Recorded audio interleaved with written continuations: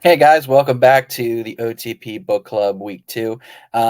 This has been an awesome ride. I am so glad to have you guys with me on this experience. I'm so glad to be able to share the books that I enjoy and the books that I would like to you guys to check out.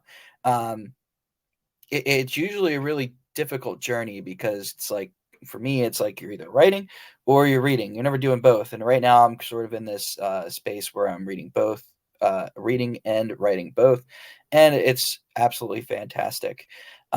So today, I wanted to talk about one of the next books in the book club that I've been reviewing. Um, I haven't gotten through book three yet, but I'm almost there. But I do want to give time to talk about books one and books two of the Hollis Timewire series by author Danielle Harrington.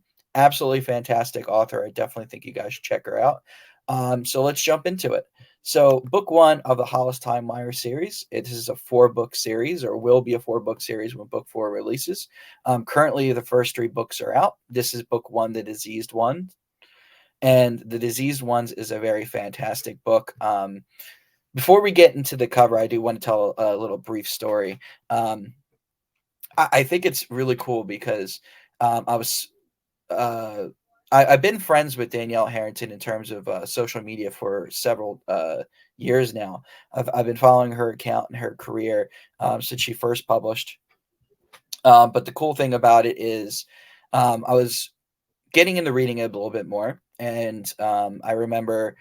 Um, she put out a post about wanting ARC readers, and she explained what the series was about, and I immediately was captivated by it through the description, and I had to get involved in it, and I messaged her. I asked to be on the ARC team, and she graciously accepted and sent me the first three books to review and to give my thoughts on, and I'm so glad that she did. It's such an amazing series. This might be one of the books that I've been most addicted to in a very long time. I think that the premise is really cool when you have like a dystopian premise and you also have things like superpowers involved, and it's just it's a really cool experience. And for me, this book really gave me like a Hunger Games or a Heroes vibe, and that's just in the sense of you have a main character who has a power thrusted upon her. She never had it before, or at least she never thought that she did, and now she has to deal with what does it mean to have this power? How do I feel about this power? How do I control the power? What does it do? And it's just this really cool concept. So, beginning with the review here, I do want to call attention to the cover, the disease ones. Again, it's right here. You can pick this up on Amazon. You could also review it on Goodreads. Um, Such a fantastic book. This cover is absolutely beautiful.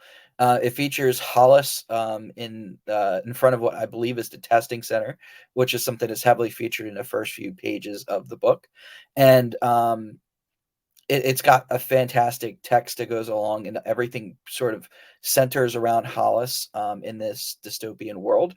And I think that the cover was really, really well done. It's very drawing, it's engaging. It makes me want to pick it up and flip it over to the back to see what this book is about.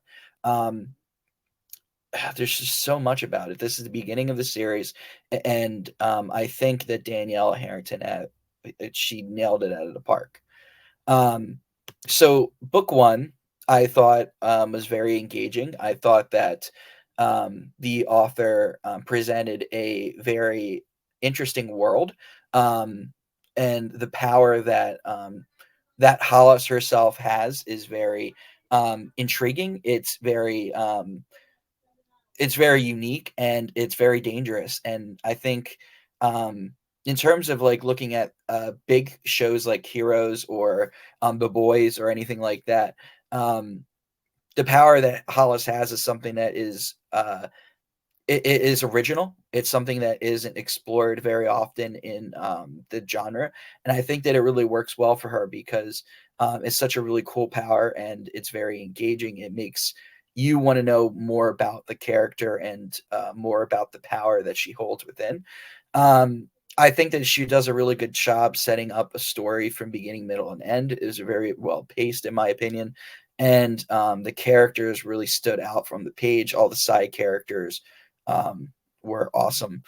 Book one, I think the really powerful thing about book one, outside of everything I've already discussed, is it has a very amazing ending. It is something that is going to keep you on the edge of your seat, from the first page all the way to the last, and it's going to be want you to go right into book two, which is exactly what I did. So book two, the unseen ones, actually picks up right where book one left off, and it's just really cool because the author, before I talk about the cover, the author, she sort of runs back, perspectives of book one. In book one, she's learning to deal with her power and her place in society. But after her choices, now she's got to live with the extent of her choices in book two, and she's got to reintegrate into society. And it doesn't seem as easy as it was the first time. And the first time, it seemed very hard for the character. So now it seems like the whole world is against her, and she's got to sort of earn the respect back of her peers, and she's got to she's got to learn what does it mean um, to make a decision, and how cruel it can be to make a decision. Um, so book two, if we look at the cover, it features Hollis again, in a forested area, and we can immediately see that there's a change in the series. Something went down. And of course, if you want to know what went down and what choices were made, you're going to have to read book one, The Disease Ones. Again, pick it up; it's fantastic. But I do like the mystery of this cover here. The the font size is the similar to the disease ones. I believe it's actually the same. And you kind of got Hollis standing over a sunset in the middle of a forest, and it looks like she's lost. And it looks like there's a little bit of ray of hope beyond the sunrise, and I think that's really fantastic for the cover. I think, again, it's very engaging, and while I like the cover of book one more, I do feel like the cover of book two is very engaging. Just like the first one, it definitely makes you want to figure out what's going on with Hollis, and sort of what's going to happen next. Um, so for the disease ones and for the unseen ones. I almost said pure ones because it's book three, which I will be reviewing down the road. But I gave both books 5 stars. I thought that, again, the way that I review things is, um, number one, was I engaged from start to finish? Did I have to put it down for a reason? And this book had me hooked. I couldn't put it down. I had to keep going. When I finished book one, I had to jump into book two. When I finished book two, I had to jump into book three, just because of the way that the books end and how they sort of get you excited for the next book in the series. Um, did the characters entertain? And I don't feel like there's a character that seemed out of place in these stories. I felt like the characters were exactly who they were supposed to be and do exactly what they're supposed to do. Um, Outside of the mechanics, I think the books are very well written, very well edited. Um, and I definitely think that if you guys are looking for a dystopian superhero series to sink your teeth into while you're waiting for the boys um, to come out, or you're longing for the next heroes in your life, then the Hollis Timewire series is for you.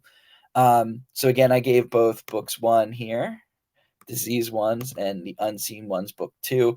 I gave them both 5 stars. I think that you definitely should want to check them out.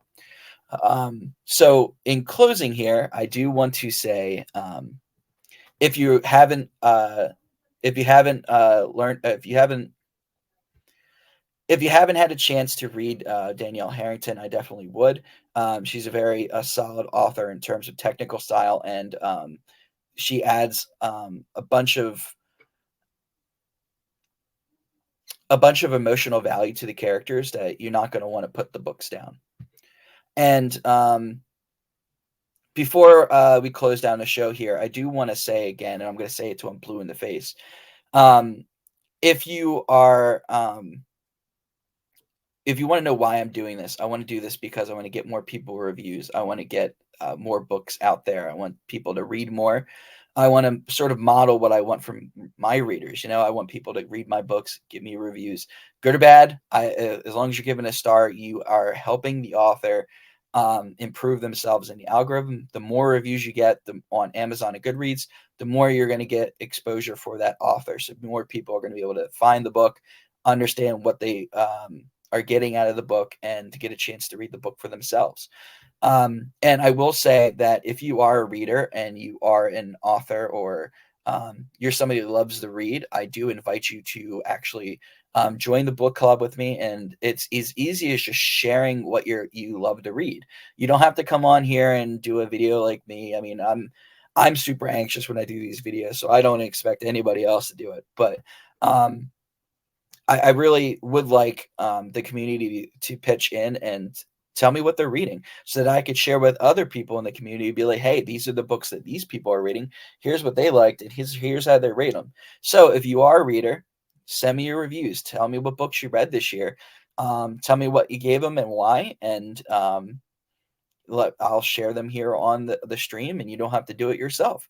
Um, but that's what the OTB book club is all about. It's about empowering authors, empowering readers to leave reviews, to understand why leaving reviews are important. Together as a community, we can make a change, and we can make a movement to help authors, big or small, um, get out there and make their dreams come true. And it's like I say, a one review a day keeps the writer's block away. Am I right?